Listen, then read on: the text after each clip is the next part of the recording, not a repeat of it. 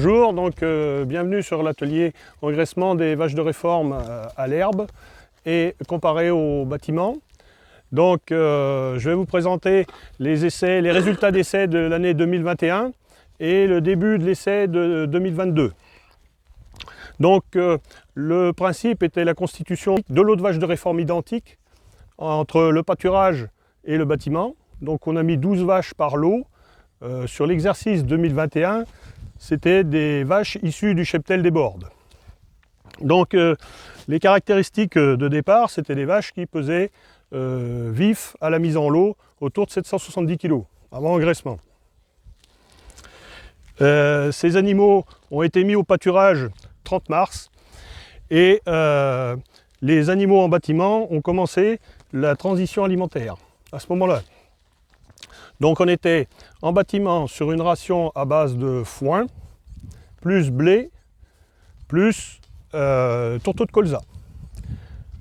L'objectif était d'arriver à une ration à 5 kg de blé, 900 g de tourteau de colza et foin à volonté. Donc on était sur un foin de prairie type fétuc, donc de la prairie qui est à côté. Donc qui est une ancienne fétuc qui a été implantée il y a 25 ou 30 ans.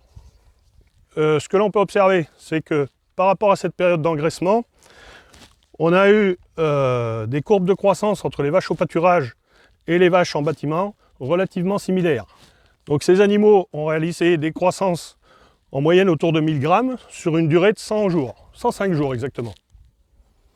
Et on est arrivé à des résultats à abattage autour de 455 kg de carcasse.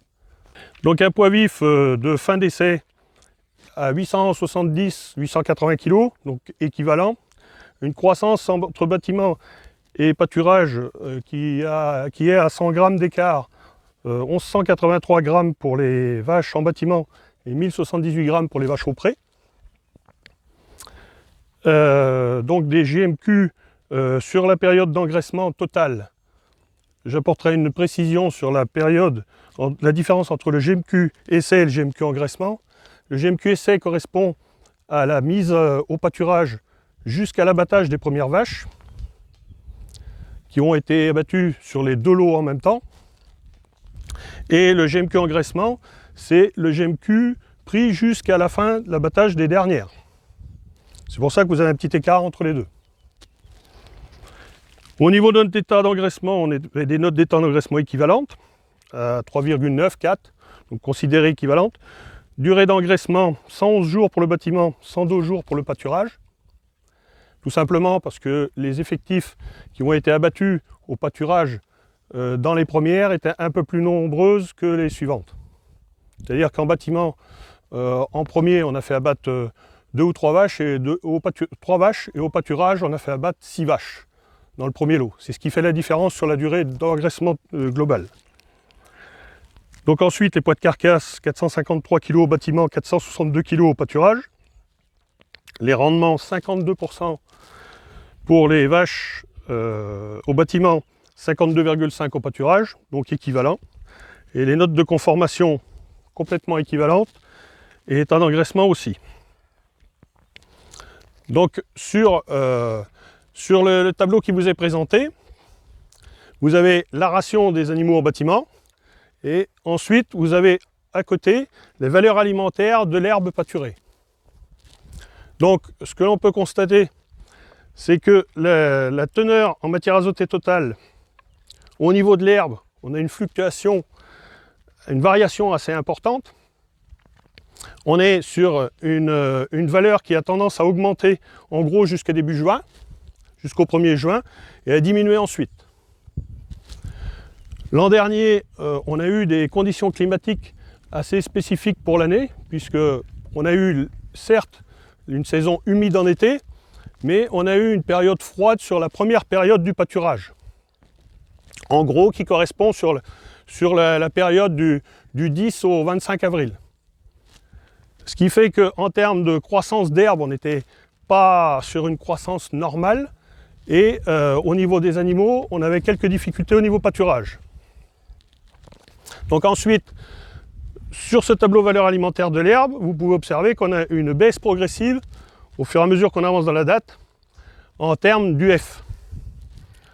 On passe, c'est la ligne rouge, donc on passe d'une valeur à une UF 10, on tombe à 0,85 UF en fin de période d'engraissement. Pour ces deux lots, vous avez ici résumé la valeur alimentaire de la ration en bâtiment et les valeurs alimentaires et les consommations en termes de pâturage au niveau de l'herbe. Bâtiment, c'est constant puisqu'on a toujours la même ration. On était sur 14,7 kg de matière sèche consommée à 112 g de MAT par kilo de matière sèche. Une valeur UF par kilo de matière sèche à 0,81. Des UFV totaux consommés à 11,7. 73 g de PDIN par kilo de matière sèche, 87 g de PDIE et un PDI sur EF à 90 g, qui était l'objectif de la ration de départ. Au pâturage, là, on ne maîtrisait pas la valeur au jour le jour de l'herbe, ce qui nous a fait une moyenne en pâturage de consommation de 14,2 kg de matière sèche, une valeur MAT par kilo de matière sèche de 151, des UFV moyens kilo de matière sèche herbe à 0,97, UFV totaux consommés par rapport aux 14,2 kg qui nous porte à 13,6 comparé aux 11,7 UFV totaux en bâtiment, ce qui est relativement élevé. PDIN par kilo de matière sèche à 90,4, PDIE à 69, ce qui nous fait un rapport PDI sur EF à 71 g. Par rapport à l'expérimentation, ça nous a amené à mettre en place un pâturage tournant l'an dernier qui était différent de celui de cette année. La différence l'an dernier, c'est qu'on n'avait que 4 parcelles pour pâturer les animaux, et cette année on est sur 6 parcelles. Les 4 parcelles l'an dernier étaient dans les mêmes parcelles que vous avez cette année. Donc vous avez la parcelle derrière vous qui est celle-ci. Ici on est sur la zone en rouge. Et ensuite vous avez devant vous les parcelles ici. Donc l'an dernier on avait coupé en deux ici et en deux ici. On a sorti les animaux en premier ici pour une question pratique et aussi par rapport au potentiel de pousse de l'herbe de chaque parcelle. Et l'an dernier, donc on a tourné au départ, comme il faisait froid, on a tourné assez rapidement au premier tour parce que l'herbe poussait peu.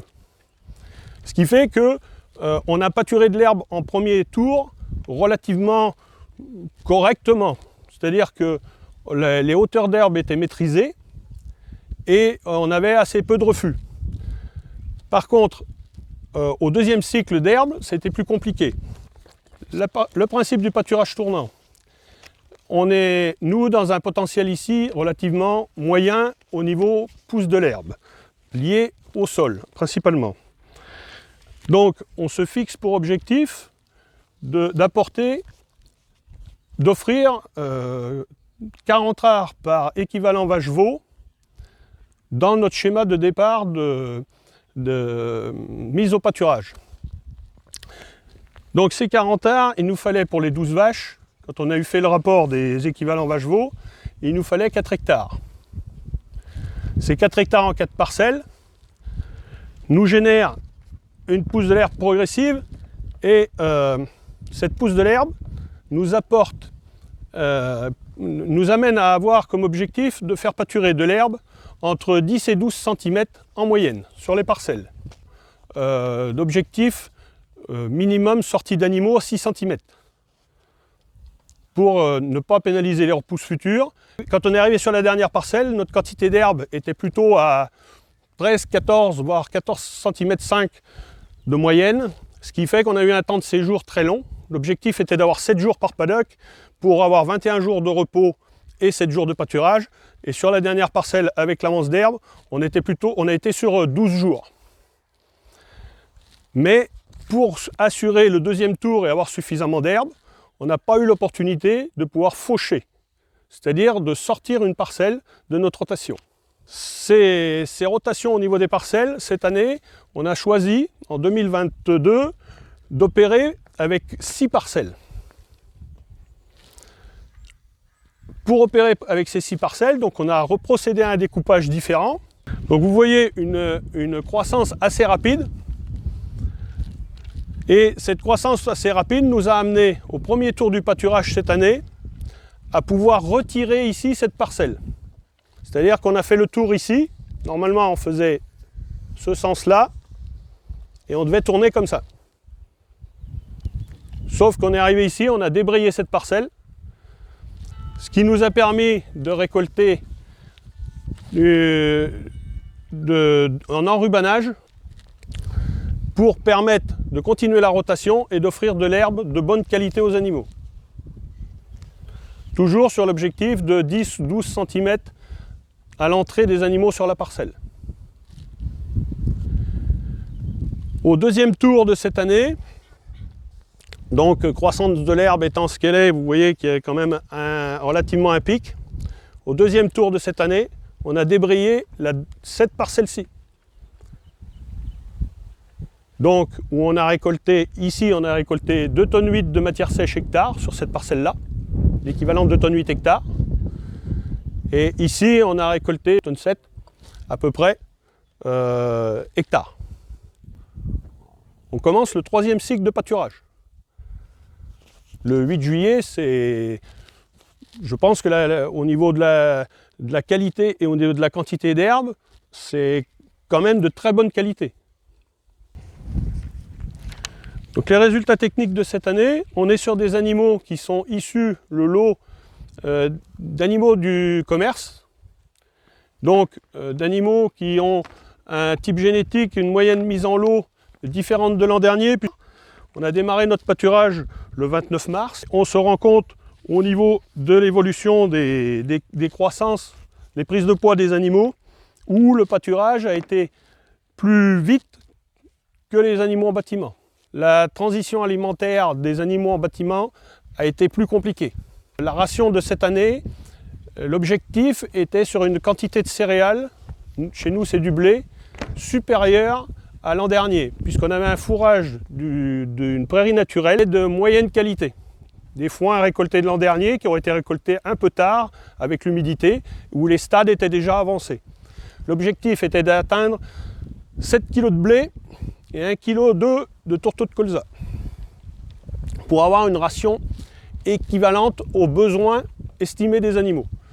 La transition telle qu'elle s'est passée a fait que les animaux, quand ils sont arrivés autour de 5 kg de concentré, ils ont eu un palier et certains animaux dans le lot ont refusé entre guillemets d'augmenter leur consommation de concentré et les autres qui étaient des animaux à plus de potentiel, eux ont mangé ce qui a été offert, mais ont mangé plus que la normale. Et cette augmentation de la consommation a fait que les animaux qui mangeaient beaucoup sont arrivés en limite acidose parce que leur transit alimentaire n'était pas bon. Et les animaux à faible potentiel, ils ont fait le blocage. Et on a eu une période où, en termes de croissance, on n'était pas optimum. Et aujourd'hui, ce lot-là, il y en a une partie qui sont déjà à l'abattoir. Mais pour la fin de la période d'essai, on a bloqué la consommation à 6 kg de blé et 1,2 kg de tourteaux de colza.